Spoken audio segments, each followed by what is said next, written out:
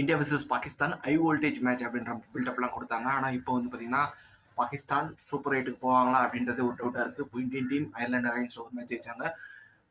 Pakistan team வந்து பார்த்தீங்கன்னா USA அகைன்ஸ்டாக ஒரு மேட்ச் தோற்றுருக்காங்க. இந்த மேட்சை பொறுத்த வரைக்கும் அதே நியூயார்க் வென்யூவில் தான் நடக்குது.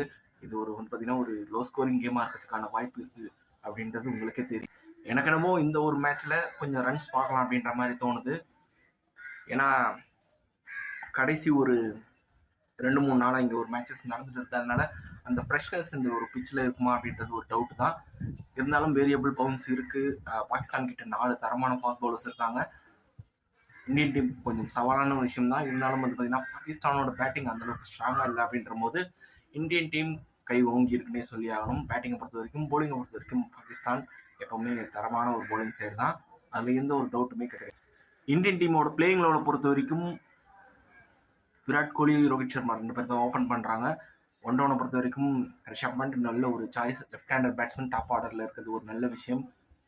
இப்படியே போனீங்கன்னா ஸ்கை, டூபே, அதுக்கப்புறம் ஹார்திக் பாண்டியா, ரவீந்திர ஜடேஜா இந்த மாதிரி பேட்டிங் லைனப் செமையாக இருக்குது. இந்தியன் டீமை பொறுத்த வரைக்கும்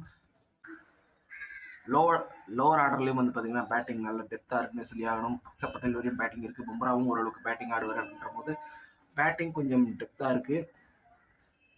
பவுலிங்கை பொறுத்த வரைக்கும் சிராஜ், பும்ரா, அதுக்கப்புறம் 3வது ஃபாஸ்ட் பவுலராக ஹர்ஷ்தீப் சிங், 4th ஃபாஸ்ட் பவுலராக வந்து பார்த்தீங்கன்னா ஹார்திக் பாண்டியா. இது மாதிரி ஃபாஸ்ட் பவுலிங்லேயும் நல்ல ஒரு யூனிட்டாக தெரியுறாங்க. ஸ்பின்னர்ஸை பொறுத்த வரைக்கும் ஜடேஜா, அக்ஷர் பட்டேல் அப்படின்ற மாதிரி போன மேட்ச்சில் நம்ம பார்த்தோம். அதில் எந்த ஒரு சேஞ்சஸும் இருக்காது அப்படின்ற மாதிரி தான் தோணுது.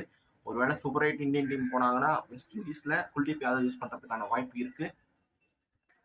நியூயார்க்கில் மேட்ச் நடக்கிறதுனால ஃபாஸ்ட் பவுலருக்கு அசிஸ்ட் இருக்கிறதுனால என்னை பொறுத்த வரைக்கும் இதே ஒரு பிளேயிங் லெவல் தான் இந்தியன் டீம் போன மேட்ச் விளையாண்ட பிளேயிங் லெவல் தான் விளையாடுவாங்கன்னு நினைக்கிறேன்.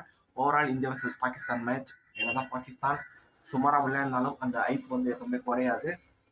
வெயிட் பண்ணி பார்க்கலாம். இந்த ஒரு மேட்சை பொறுத்த வரைக்கும் யார் ஜெயிப்பாங்க அப்படின்றத நீங்கள் கமெண்ட் பாக்ஸில் டைப் பண்ணுங்கள். இந்த வீடியோ பிடிச்சிருந்தா லைக் பண்ணுங்கள், ஷேர் பண்ணுங்கள், சேனல் மறக்காம சப்ஸ்கிரைப் பண்ணி வச்சுக்கோங்க.